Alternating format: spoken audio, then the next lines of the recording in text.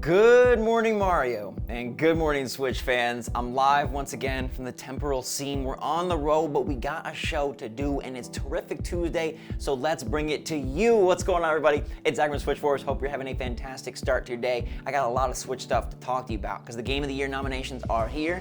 Did Switch make the cut? Also, the biggest eShop sale of the year is here.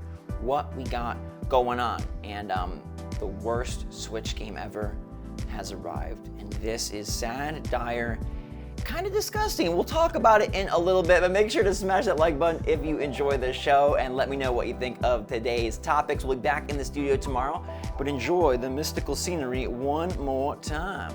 Let's kick it off with something super special. Can Nintendo take the crown for 2021? Because today the Game of the Year nominees were announced for Jeff Keighley's Spectacular Game Awards. These are much anticipated, and I think everyone wants to know if a certain bounty hunter made the list.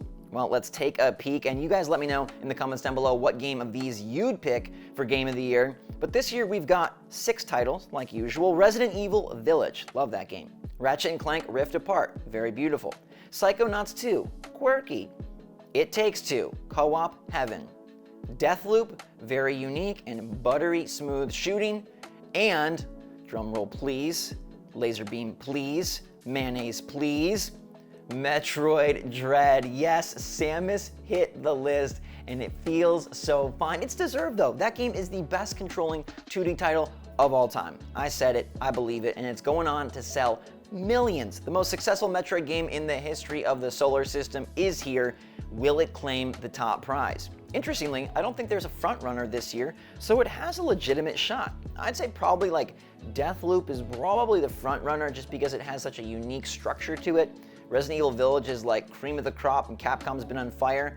But Metroid Dread has a really good shot, and I'm curious if you all think it can win. You can check out the rest of the nominees. There's a lot of other fun categories and Nintendo games spread throughout, but big thumbs up to Samus and Nintendo for getting one of the 6 most coveted spots. Speaking of coveted, Ed Sheeran is teaming up with Pokemon Go. Don't know why, don't know how, but I thought I'd let you know. Also, there's a new Switch game that just got announced this morning that is just tantalizing to my 10-year-old self. Dragon Ball The Breakers. And no, this is not a vacation on the East Coast. This is a 7-on-1 multiplayer game. 7v1, we're not okay with 3-on-1, 4-on-1, even 5-on-1.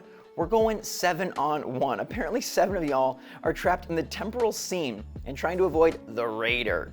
Now, in the trailer, the Raider is Cell, and he's looking very menacing. Love that villain. But I'm sure there'll be Frieza and Raditz and other top-tier villains like Boo as well, and you're trying to escape. Okay, this villain is powering up and trying to take you all down, wiping out the full team of 7 while they're trying to use items and weapons and vehicles to get the heck out of the temporal scene. It seems like a very crazy concept. I have no idea if it'll work out or even be fun. I don't even have 7 friends to do this with, but hey, it's pretty cool, and it's coming to Switch in 2022. A nifty, just random announcement. And if you are a fan of the franchise, I bet this has you foaming at the mouth. Let me know if you're interested in a 7-on-1 cooperative, competitive, multiplayer bonanza like Dragon Ball The Breakers. And let me know if you've been to The Breakers in the comments down below. Next up, let's talk shop. And I'm talking the eShop, not the D shop or the F shop, but that little old eShop dropping 1,000 discounts. It's a lot of discounts and a high percentage of all Switch games. I think we're approaching 7K Switch games, so 1,000 is like legitimately a really insane percentage when you think about it. This is over across the pond on the European side of things, but you better believe it's coming stateside soon. This is their big Black Friday bonanza, and it's a peek at what we'll see over here in the West. Now, Hyrule Warriors Age of Calamity is kind of the king of the crop. 33% discount. That's going to take it down to about $40. New Super Mario Bros. U Deluxe is also $40. Pikmin 3 Deluxe is also $40. Those are kind of the big first-party titles that have been revealed so far. Obviously, you know a lot of first-party titles are on sale for $40 or even $35.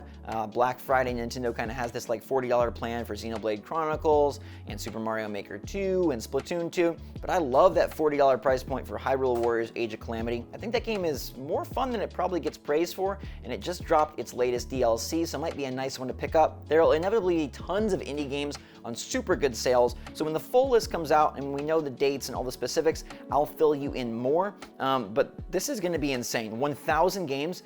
This is the biggest eShop sale of the year.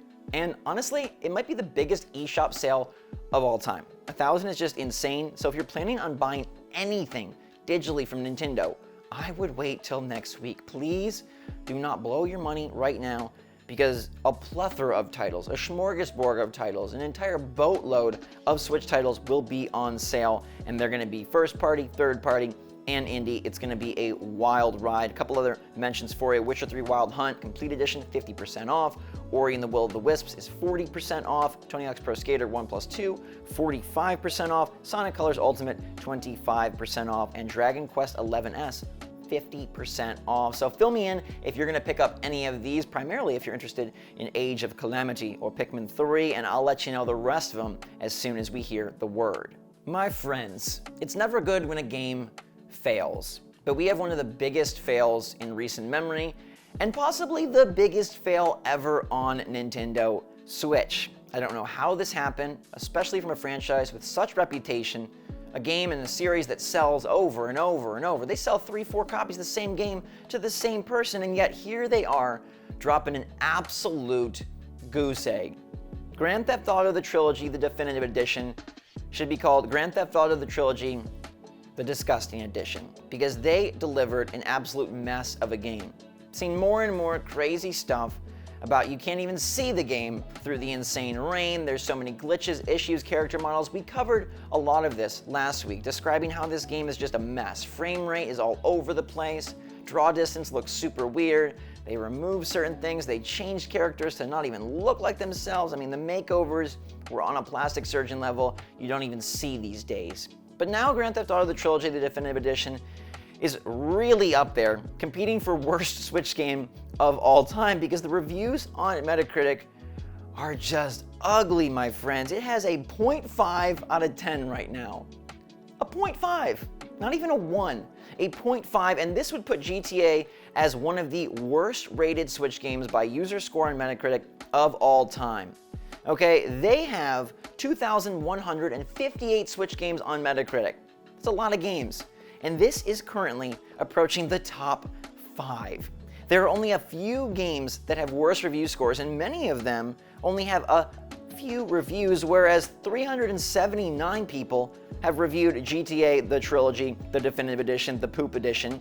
And so the only big game that is beaten out GTA is FIFA 21, which we know EA just kind of, it's the, what do they call it? The Legacy Edition, or I don't know. Basically, I'm learning that the edition means that they did not really do their best, okay? The FIFA games are never the right FIFA games. They're like old FIFA games just with new rosters. And GTA, I mean, GTA is old, but this was supposed to be remastered, and it feels like it might have been demastered. All right, it is at a 0.5, approaching a 0.4, and once it hits 0.4, it will be the worst rated Switch game of all time. Now, I want you to just walk yourself back like 2 weeks and try to imagine me coming on Good Morning Mario and telling you that the upcoming Grand Theft Auto, first time on Switch, is gonna fail miserably and be the worst reviewed user score game in the entire Switch database. You would have said I was crazy. You would have said, Zach, go eat some cheese and crackers, and you can't because you're lactose intolerant. You would have said, go have a stomach ache because what you're spitting is insane.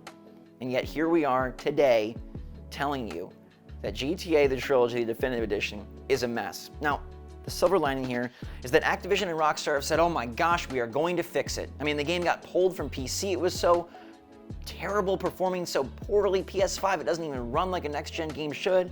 I don't know if we'll see the upgrades hit the Switch side, but I sure hope so.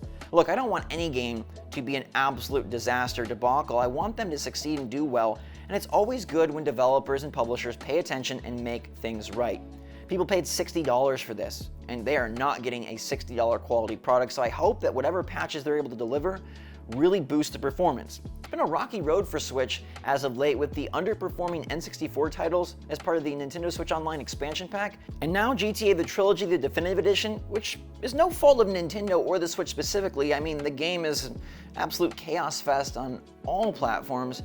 But man, what is going on as of late? We're in year 5 and these things should be purring like your fat cat who just had a nice meal. So goodness gracious, GTA the Trilogy, I hope you fix yourself. Right now, let me know in the comments down below if you have played this one, your experience, or if you're totally scared away. Because I do not recommend dropping 60 on this it might drop price really quick, but you should absolutely wait until we see some sort of fix, because this is just straight up bananas. All right, my friends and family, that'll do it for another episode of GMM. I hope this one sends you off singing to the rest of your day. Sorry about no poll. I'm on the road. I fell asleep by accident and we did not get it out there, but don't worry.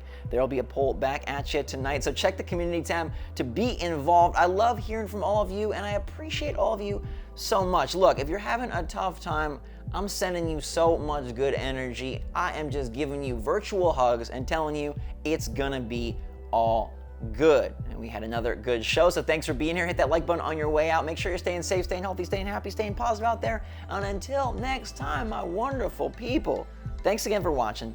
SwitchForce out.